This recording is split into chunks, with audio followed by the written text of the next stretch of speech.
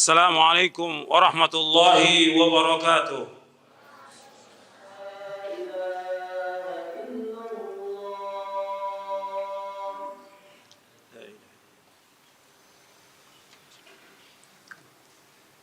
Innal hamdalillah nahmaduhu wa nasta'inuhu wa nastaghfiruh wa na'udzu billahi min shururi anfusina wa min sayyiati a'malina.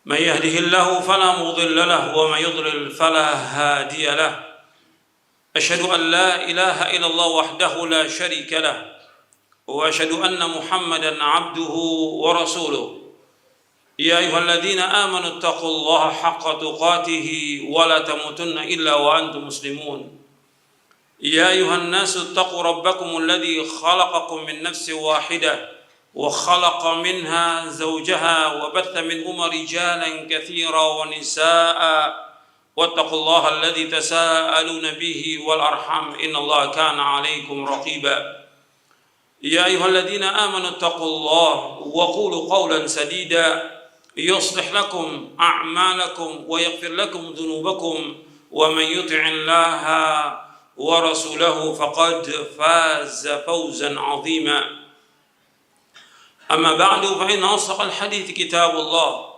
وخير الهدي هدي محمد صلى الله عليه وعلى آله وسلم وشر الأمور محدثاتها وكل محدثة بدعة وكل بدعة ضلالة وكل ضلالة في النار.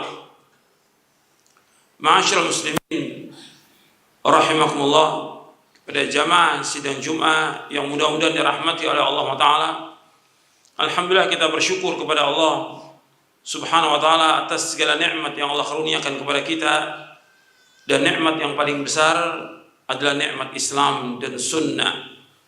Ini wajib untuk kita bersyukur, yang lebih dari bersyukur kita kepada semua nikmat yang ada, karena kita diberikan hidayah di atas Islam dan kita diberikan hidayah di atas sunnah. Ini nikmat yang luar biasa yang wajib kita syukuri dengan kita belajar Al-Quran wa sunnah ala fahmi salaf, dan terus belajar, nuntut ilmu, pahami, amalkan, dan dakwakan kepada keluarga kita. Jangan sampai kita berhenti untuk thalabul ilmi, dan terus berlomba-lomba dalam melakukan amal-amal soleh sampai kita diwafatkan oleh Allah Ta'ala. Dan asas syukur kita kepada Allah yang paling pokok adalah mentauhidkan Allah dan menjauhkan segala macam perbuatan syirik. Ikhwani fiddin, a'azakumullah. Sebagaimana kita ketahui tentang agama Islam ini, agama yang paling indah. Semua dalam Islam, semuanya penuh dengan keindahan, semua penuh dengan kebaikan. Enggak ada dalam Islam itu sesuatu yang cacat. Cuma pribadi orangnya atau individu terkadang ada kekurangan, ada kesalahan, kekeliruan, pelanggaran, dan yang lainnya. Tapi Islam itu sendiri adalah agama yang indah. Di antara syariat Islam yang indah yaitu tolong menolong antara muslim dengan muslim lainnya. Dan Allah berfirman, wa ta'awanu 'alal birri wat taqwa wa la ta'awanu 'alal itsmi wal 'udwan. Allah berfirman dalam surah Al-Maidah, hendaklah kalian tolong menolonglah perbuatan baik dan takwa, dan jangan kalian tolong menolong perbuatan dosa dan permusuhan. Ketika ada orang mengalami kesulitan, kesusahan, kita wajib untuk menolong dia, membantu dia. Yang saya akan bahas dalam kesempatan khutbah Jumat ini berkaitan masalah yang penting yang banyak dilalaikan oleh kaum muslimin dalam bermuamalah, yaitu utang piutang. Asas kita tolong menolong. Ketika orang mengalami kesulitan, kesusahan, kita wajib bantu, karena begitulah nas Al-Quran. Tapi ketika kita utang, datang pada orang untuk pinjam uang, maka kita harus catat ayat yang terpanjang di dalam Al-Quran, yang terpanjang di dalam surah Al-Baqarah ayat 282. Di awalnya Allah berfirman, ya ayyuhalladzina amanu idza tadayantum bidainin ila ajalin musamman faktubu. Wahai orang beriman, apabila kalian saling berutang, artinya kalian bermuamalah dan berhutang, maka tulislah sampai waktu yang ditentukan, janjinya kapan dia. Ketika dia minjam uang pada seorang, apakah dia akan ganti sehari, sepekan, sebulan, setahun, apakah sekaligus atau dicicil, semua harus tertulis. Karena Allah merintahkan untuk menulis. Dan ketika sudah tiba waktunya, kita wajib bayar. Ketika sudah tiba waktunya, kita wajib untuk membayarnya. Ketika kita nggak mampu, kita datang kepada seorang untuk pinjam uang karena kesulitan kita, kesusahan, atau anak kita mungkin belum bayar SPP, atau yang lainnya, kesulitan yang ada. Kita datang kepada seorang, si A datang kepada si B. Saya lagi susah, saya lagi sulit, dan saya butuh uang. Datang kepada seorang muslim. Dan seorang muslim kalau dia memang mampu, dia harus pinjamkan. Nggak boleh dia berbohong. Berapa yang dipinjam tentunya tergantung kemampuan yang meminjamkan. Setelah dia pinjam, dicatat kapan mau gantinya, sepekan, sebulan, setahun, dicicil setiap bulan, atau nanti sekaligus. Artinya harus jelas semuanya. Ini ajaran Islam. Dan seperti yang dilakukan oleh Rasulullah SAW dan para sahabatnya. Jelas semuanya.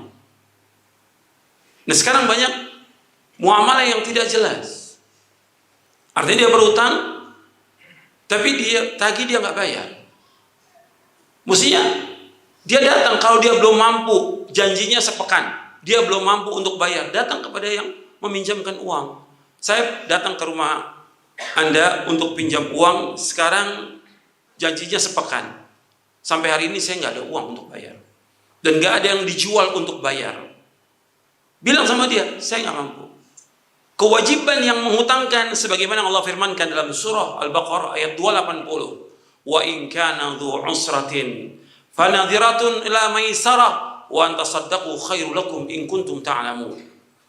Kata Allah, wa in kana dhu usra, apabila orang itu sulit, fanadhiratun ila maisarah, tunggu sampai dia waktu lapang. Dia sudah datang ke rumah kita, atau mungkin dengan telepon, atau SMS, atau yang paling baik datang. Saya, atau ketemu, saya nggak mampu untuk bayar. Maka yang menghutangkan, dia harus menunggu sampai waktu dia lapang. Fanadhiratun ila maisarah. Kalau kita sudah lihat bahwa orang ini nggak mampu, nunda lagi, kata Allah, wa antasaddaqu khairul lakum in kuntum ta'lamun. Dan kalau engkau sedekahkan kepada orang itu karena dia nggak mampu bayar, miskin, itu lebih baik bagi kamu jika kamu mengetahui. Sekarang kita bicara kepada orang yang berhutang. Berhutang ini bukan masalah kecil, masalah besar. Karena penghalang seseorang untuk masuk ke dalam sorga. Utang itu menghalangi orang untuk masuk ke dalam sorga. Bukan masalah kecil. Sampai Nabi bersabda dalam hadis yang sahih yang diriwayatkan oleh Imam Muslim, Nabi bersabda SAW, yughfaru lisyahidi kullu dhanbin illa dain. Dihapuskan semua orang yang mati syahid dosanya kecuali utang. Orang mati syahid semuanya dosanya diampunkan kecuali satu, yaitu utang. Utang nggak diampunkan dosanya sampai dibayarkan. Ini hadis sahih Muslim. Kemudian juga Nabi juga bersabda dalam hadis yang lain yang sahih yang diriwayatkan oleh Imam Ahmad, Tirmidzi dan yang lainnya. Kata Nabi SAW, nafsul mu'min mu'allaqatun bidainihi hatta yuqda'an. Ruh seorang mukmin tergantung dari hutangnya sampai dibayarkan utang itu. Sampai dibayarkan. Artinya dia belum jelas kemana dia masuknya sampai dibayarkan utangnya. Makanya ketika ada jenazah dibawa kepada Nabi Muhammad SAW untuk disolatkan, ya Rasulullah, jenazah ini tolong solatkan bersama beberapa sahabat. Yang Nabi tanya satu pertanyaan, apakah dia ada utang? Alaihi dain? Apakah dia punya utang? Dijawab oleh sahabat Abu Qatadah, ada ya Rasulullah 2 dinar. Kata Nabi, aku nggak mau solatkan. 2 dinar, aku nggak mau solatkan. Kata Abu Qatadah radhiyallahu anhu, ya Rasulullah, saya yang bayar utangnya. Betul kamu bayar? Betul ya Rasulullah. Betul kamu bayar utangnya? Betul ya Rasulullah. Baru Nabi mau salatkan. Sampai besok Nabi tanya lagi, sudah engkau bayarkan belum utangnya? Sudah. Sampai seperti itu, Nabi tidak mau menyolatkan orang yang ada utangnya. Tidak mau Nabi solatkan. Berarti masalah besar, bukan masalah kecil. Masalah utang piutang yang dianggap ringan oleh sebagian besar kaum muslimin. Sampai juga para pelajar, termasuk juga para dai. Gak boleh. Wajib dia untuk bayar.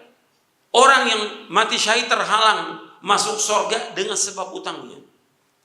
Ada seorang bertanya kepada Rasulullah SAW, ya Rasulullah, kalau aku berperang ya Rasulullah, atukaffaru khatayaya, apakah semua dosaku diampunkan Rasulullah? Kata Nabi, iya. Wa anta sabirun muhtasibun ghaira mudbirin illa dain. Kata Nabi, iya, akan diampunkan semua dosamu selama engkau berperang mengharapkan ganjaran dari Allah, karena Allah ikhlas. Sabir, sabar. Kemudian ghaira mudbir, kamu enggak lari dari medan perang. Kecuali satu yang menghalangi engkau terhapusnya dosa, satu, illa dain, kecuali utang. Karena malaikat Jibril berkata kepadaku demikian, karena utang. Jadi itu perhatikan, ketika kita berutang, kita pikirkan bagaimana kita membayar utang ini, bukan menumpuk utang. Seorang mukmin, seorang mukminah, dia berusaha bagaimana kalau dia berutang, bagaimana dia bayar, bagaimana nantinya di hari kiamat nanti dia. Karena masalah berat. Bukan nggak boleh berutang, boleh. Ayat yang terpanjang dalam Al-Quran tentang utang. Tapi utang ini harus kita bayar, wajib kita bayar. Kan tujuannya untuk memudahkan. Pasti orang dalam hidupnya, dalam rumah tangganya ada kesulitan pasti dalam hidup ini.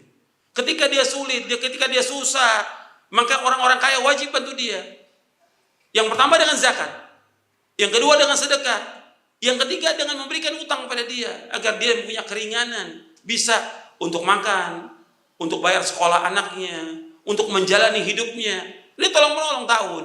Tapi tetap yang berutang dia harus ingat bahwa dia punya utang dan dia harus bayar. Itu harus ingat itu. Jangan meringankan masalah utang. Banyak kaum muslimin yang meringankan masalah utang. Apalagi kepada temannya sendiri atau saudara atau yang lainnya, tetap harus dibayar.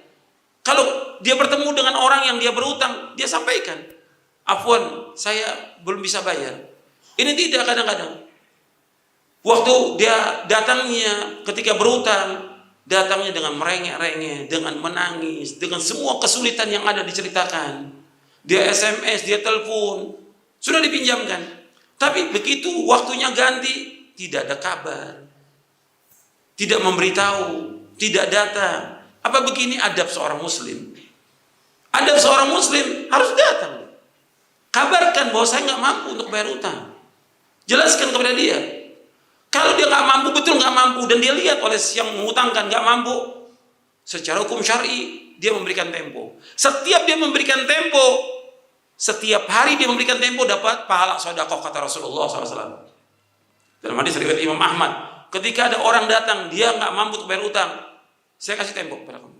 Setiap dia kasih tempo, dia dapat ganjaran. Yang mengutangkan itu dapat ganjaran sampai dia lunasi utangnya. Tapi kalau dia lihat dia udah nggak mampu, sudah 2 kali dikasih tempo, 3 kali nggak mampu, sesuai dengan ayat yang tadi dalam surah Al-Baqarah ayat 280, kita bebaskan utangnya. Kalau kita sudah berikan tempo nggak bisa, kita bebaskan utangnya. Ini Islam, ajarkan begitu.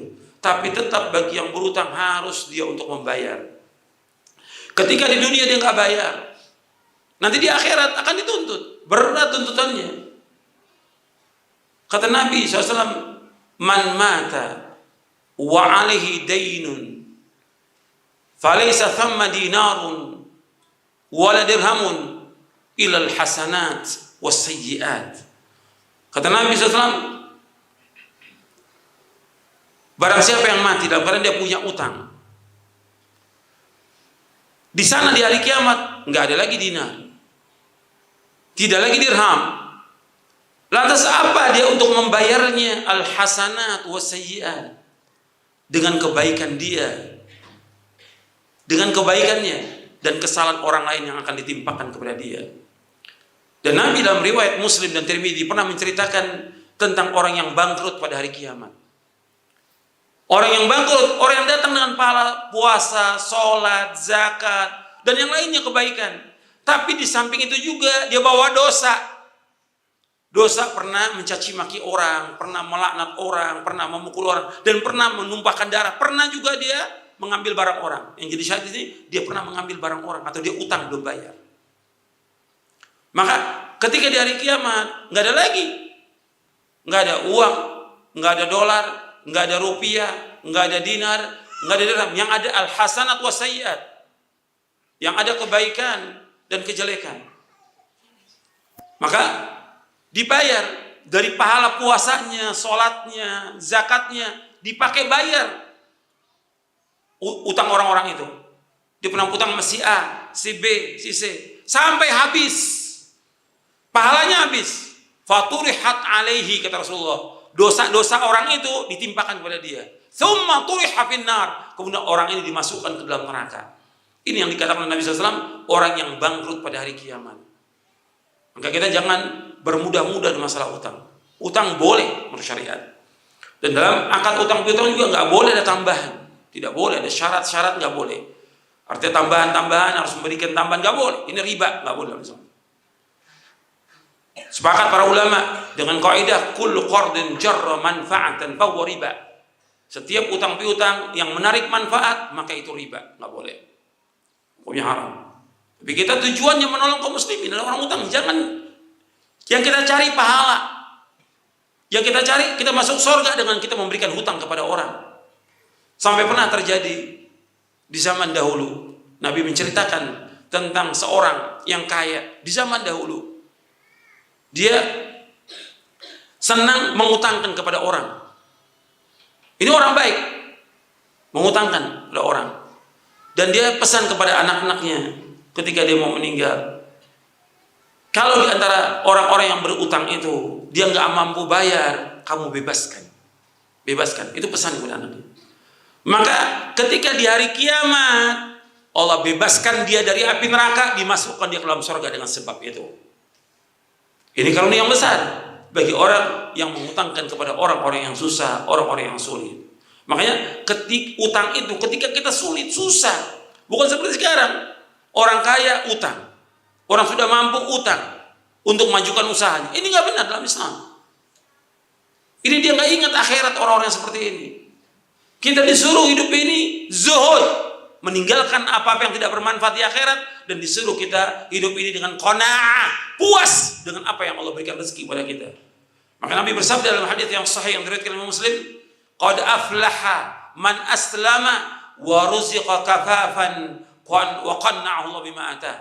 Kata Nabi, sungguh berbahagia, sungguh sukses, sungguh beruntung siapa orang Islam dan diberikan oleh Allah rezeki yang pas-pasan dan dia qanaah, merasa puas dengan rezeki yang Allah berikan. Cukup dengan apa yang ada. Antum punya anak 1, 2, 3, 5, 7, cukup dengan rezeki yang Allah berikan kepada kita. Allah Maha tahu, Allah menciptakan seluruh makhluk ini. Allah juga yang tahu memberikan rezeki kepada semua makhluk ini. Allah pasti, tapi kita harus merasa puas dan cukup dengan apa yang ada. Ketika kita nggak puas, terus ketamakan itu ada, dan ini sifat yang jelek. Sifat yang jelek. Dan Nabi larang umatnya tamak kepada dunia ini. Cukup dengan apa yang ada. Tapi jangan kemudian mengembangkan usaha dengan utang, mengembangkan usaha dengan utang. Akhirnya apa? Tadinya nggak punya utang jadi punya utang. Ini orang yang bangkrut nanti pada hari kiamat. Rugi. Mendingan dengan apa yang ada, dijalankan. Nggak perlu kita punya ini. Nggak punya nggak apa-apa. Yang penting kita bisa jalani hidup ini untuk beribadah kepada Allah. Karena kita diciptakan untuk ibadah kepada Allah. Kalau dalam muamalah kita utang, kita wajib bayar. Tapi harus kita usaha dan doa kepada Allah agar dimudahkan urusan kita oleh Allah Ta'ala. Mudah-mudahan bermanfaat. Aqulu qawli hadza wa astaghfiru innahu huwal ghafurur rahim.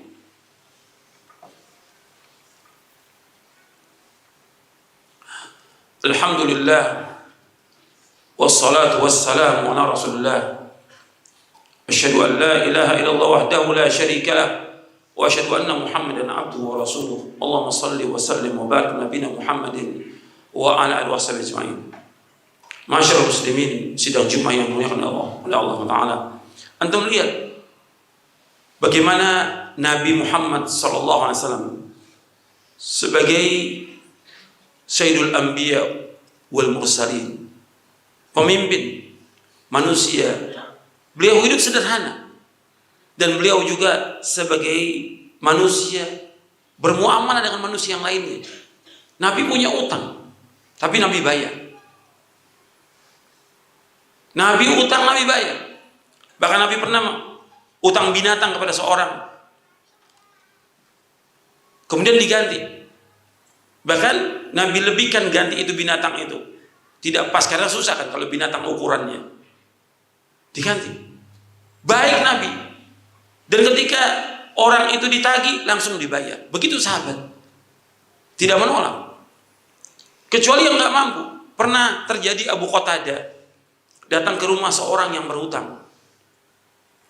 Dia datangi ke rumahnya karena dia mengutangkan pada orang. Orang ini utang belum bayar, sudah waktunya untuk bayar.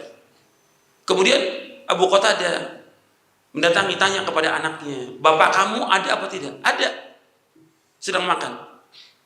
Suruh keluar. Disuruh keluar sama anaknya. "Pak, ada tamu."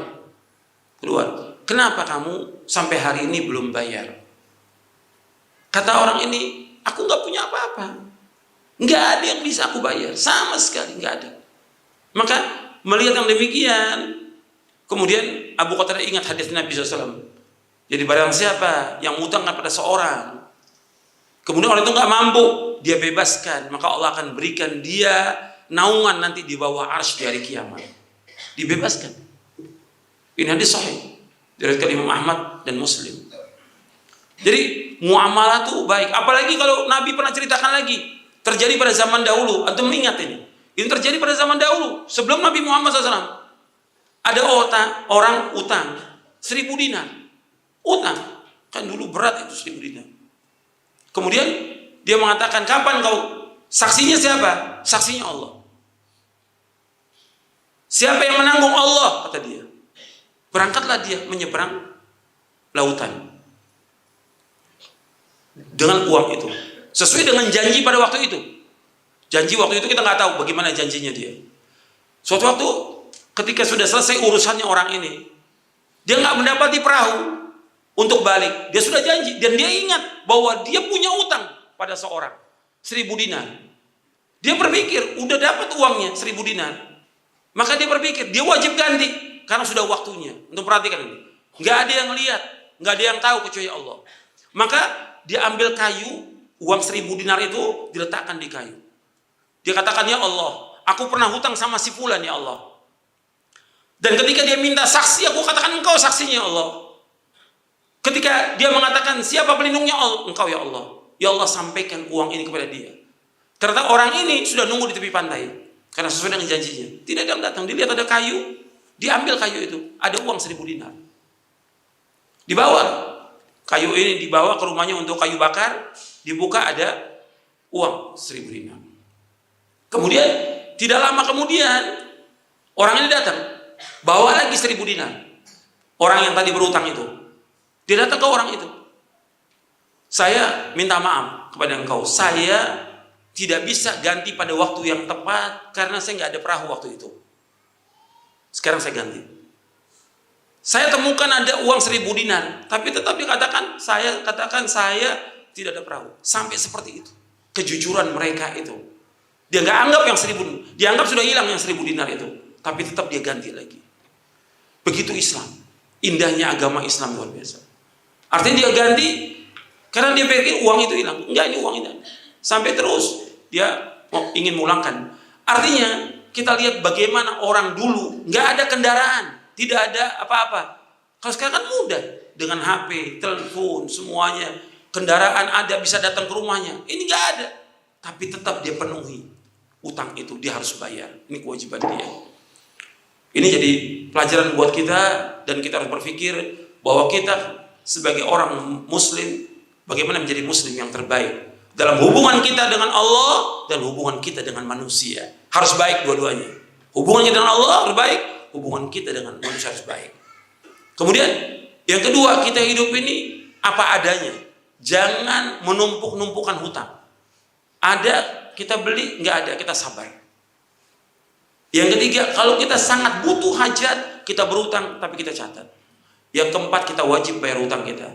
Yang kelima, kita terus berdoa kepada Allah agar Allah membayarkan utang kita. Maka Nabi berlindung kepada Allah dari utang.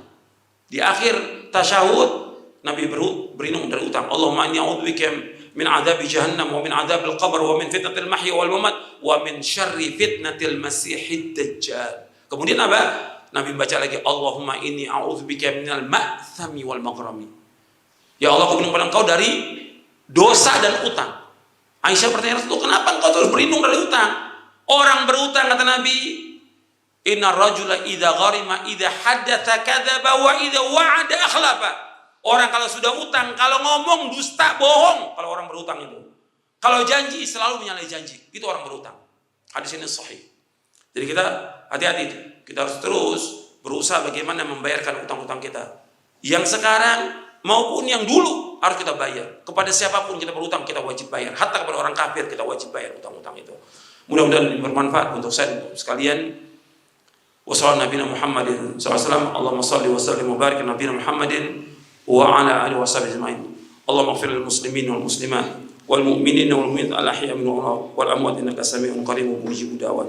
Rabbana ighfir lana dhunubana wa israfana في أمرنا وثبت أقدامنا وانصرنا على القوم الكافرين. ربنا ظلمنا أنفسنا وإن لم تغفر لنا وترحمنا لنكن من الخاسرين. ربنا لا تزغ قلوبنا بعد إذ هديتنا وهب لنا من لدنك رحمة إنك أنت الوهاب. ربنا آتنا في الدنيا حسنة وفي الآخرة حسنة وقنا عذاب النار. وصلى نبينا محمد صلى الله عليه وعلى آله وسلم وآخر دعوانا الحمد لله رب العالمين.